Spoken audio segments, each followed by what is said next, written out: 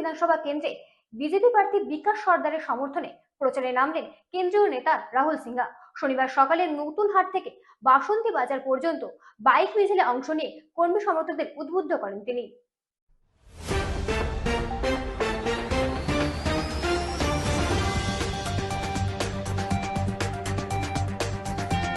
128 বাসন্তী বিধানসভা কেন্দ্রের বিজেপি প্রার্থী বিকাশ সর্দার। তারই প্রচারে এলেন বিজেপির কেন্দ্রীয় নেতা রাহুল সিনহা। শনিবার সকালে এক বাইক মিছিলে অংশগ্রহণ করেন তিনি। এদিন বাসন্তীর নতুন হাট থেকে বাসন্তী বাজার পর্যন্ত বাইক মিছিলে অংশগ্রহণ করে বিজেপির কর্মী সমর্থকদেরকে উদ্বুদ্ধ করেন তিনি।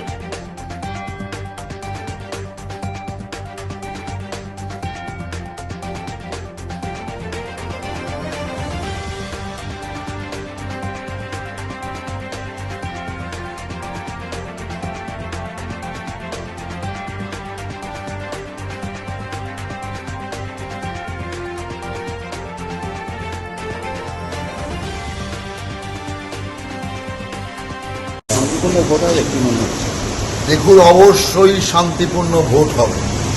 বাসন্তীতে যারা অশান্তি করবার চেষ্টা করবে তাদের এবার জেলখানায় থাকতে হবে। ভোটটাও দেখতে পারবে না, ভোটটাও শেষ পর্যন্ত দিতে পারবে না।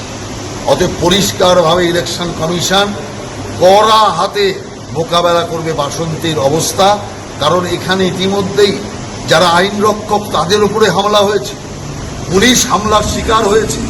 অতএব বাসন্তীকে ইলেকশন কমিশন পাখির চোখ করে দেখবে এবং যারা বাসন্তীকে তেতে অশান্তি তৈরি করার চেষ্টা করবে, মানুষকে ভোট দান থেকে বিরত করবার চেষ্টা করবে, তাদের বিরুদ্ধে কঠোর দণ্ডমূলক ব্যবস্থা অবশ্যই ইলেকশন কমিশন নেবে। আর তার জন্য ইলেকশন কমিশনকে আমরা বলব, বাসন্তী গ্রামীণ হাসপাতাল বেহাল দশা, দাঁড়িয়ে এখানে আমরা বাসন্তীতে একটি সুপার স্পেশালিটি হাসপাতাল তৈরি করা হবে, যাতে গোটা সুন্দরবনের মানুষ এর সুবিধা নিতে পারে।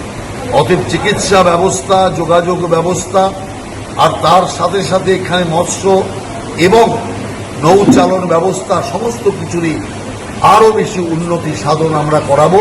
কেন্দ্রে বিজেপি সরকার, রাজ্যে বিজেপি সরকার, ডবল ইঞ্জিন সরকার হলেই তবে বাসন্তীর উন্নয়ন হবে।